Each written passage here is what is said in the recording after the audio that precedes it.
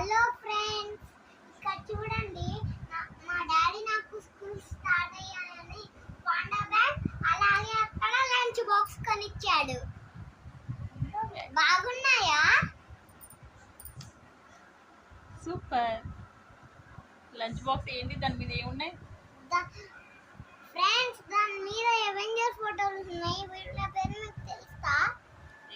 వీడి పేరు థార్, వీడి పేరు హాల్క్, వీడి పేరు కెప్టెన్ అమెరికా, వీడి పేరు ఐరన్ మ్యాన్. లోపల స్టీల్ చూపిస్తా.